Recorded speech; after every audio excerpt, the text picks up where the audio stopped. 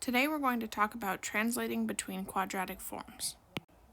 The first form that you're going to see is standard form. Standard form is the form y equals ax squared plus bx plus c. The second form is vertex form, which is y equals a times x minus h plus k. And lastly is factored form, which is y equals a times x minus p times x minus q. So it's split into these two different factors. Let's start by talking about standard form. In standard form, which again is y equals ax squared plus bx plus c, there are two important components. The first is our a value. Our a value tells us whether the graph is concave up or concave down. So, if a is positive, our graph will look something like this. It will look like a U or a smiley face. If a is negative,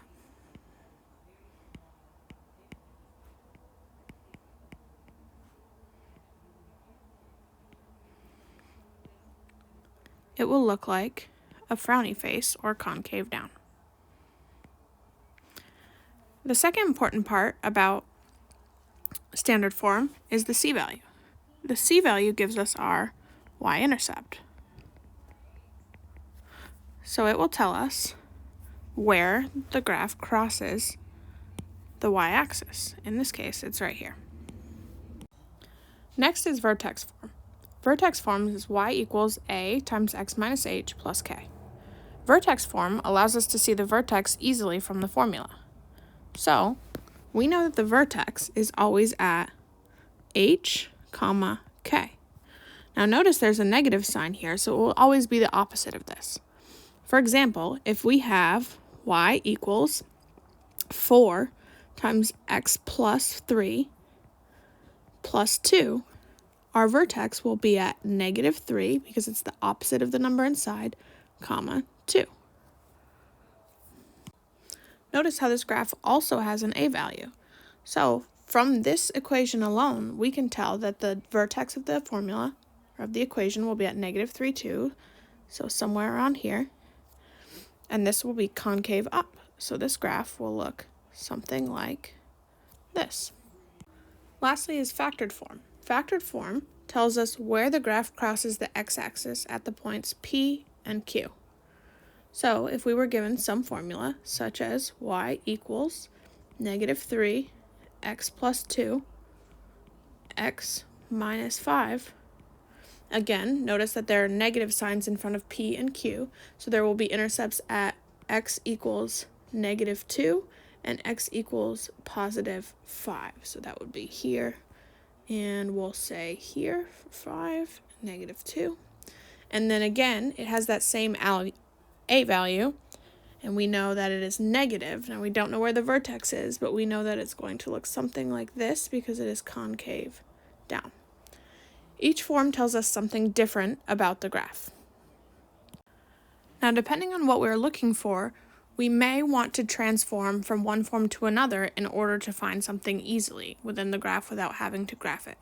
So in this example, we're given a factored quadratic and we want to put it in standard form, maybe because we want to find the y-intercept easily.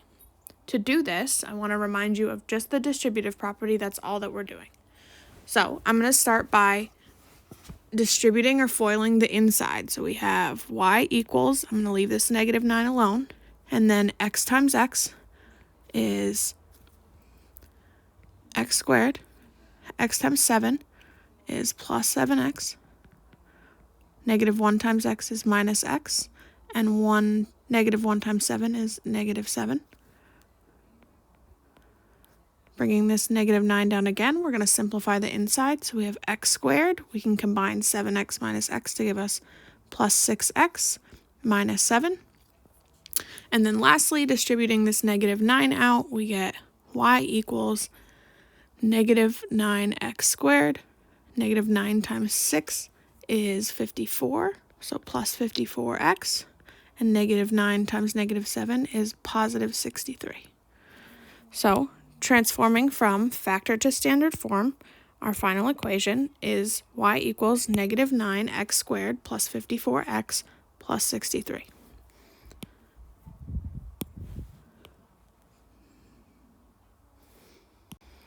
The next way that we may want to translate our equations is from vertex form to standard form. So right now we're given something in vertex form and we want to put it into standard form, which is where it is expanded all the way out. So the first thing that we're going to look at is this x minus 3 squared. So we're going to start by expanding this. So we will have y equals negative 9, and we can write this as x minus 3 times x minus 3 plus 4. Now distributing this out, we have y equals negative 9. X times x is x squared. X times negative 3 is negative 3x. Negative 3 times x is negative 3x. And negative 3 times negative 3 is positive 9. And add that 4 on the end. I'm going to simplify the inside. So we have y equals negative 9. X squared, negative 3x, and negative 3x is negative 6x plus 9 plus 4. Then we're going to distribute this negative 9 first. So we have negative 9x squared. Negative 9 times negative 6x is positive 54x. Negative 9 times positive 9 is negative 81. And then add this 4 on the end. And our last step is to combine these like terms. So we have negative 9x squared plus 54x. And negative 81 plus 4 is negative 77. And that's our final answer. So in order to translate from vertex to standard form, if we started with y equals negative 9 times x minus 3 squared plus 4 in standard form, we have y equals negative 9x squared plus 54x minus 7. The last thing that I want to talk about is what we know from these two forms. So by having both the vertex and the standard form, we know, first of all, that the vertex of this graph is going to be at positive 3 from this number here, positive 4 from this number here.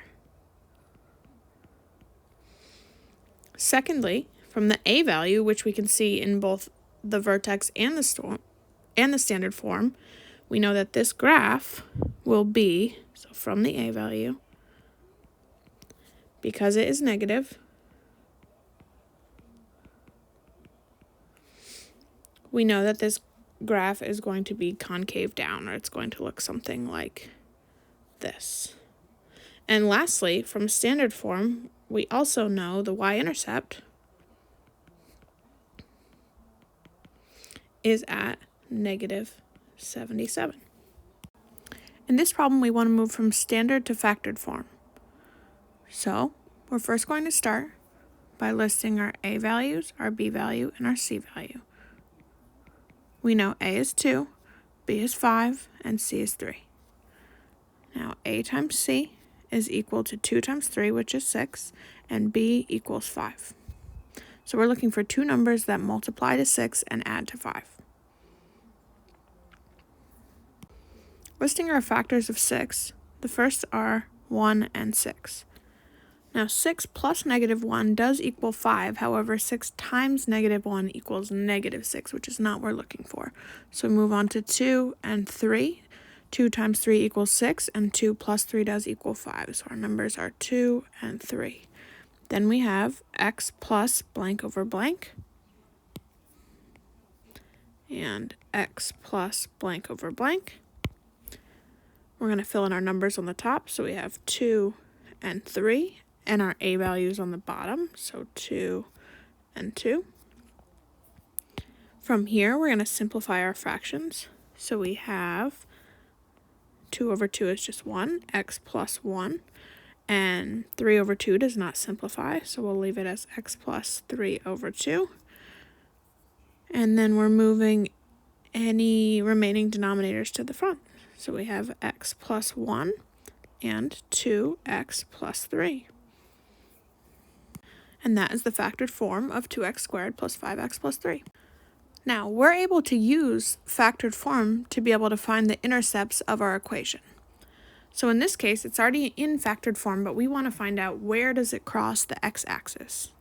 So if we draw an axis, we're looking to see, well, where does it cross? So our first step is always to set it equal to 0. So instead of y equals negative x minus 5 times x plus 1, it will be 0 is equal to negative x minus 5 and x plus 1. Then, if we draw this t down the middle, we're going to set both of them equal to 0. So we have 0 equals negative x minus 5, and we have x plus 1 equals 0. Solving the left side first, we're going to add 5 to both sides. So we have 5 equals negative x. Multiplying by negative 1, we get that x is equal to negative 5. So that will be our first intercept, somewhere over here at negative 5. And then solving on the right, we have subtract 1 from both sides. X equals negative 1. So that will be somewhere right here. We'll say negative 1. Now, if we were to translate this into standard form, we would get that y is equal to negative x squared minus 6x minus 5. We would know that our y-intercept is at negative 5 from our c value. And we would also know that because it has a negative a value, it would be concave down.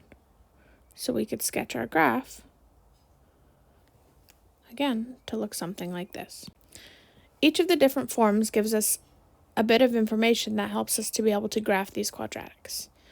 Your job today is to be able to translate between all three of them.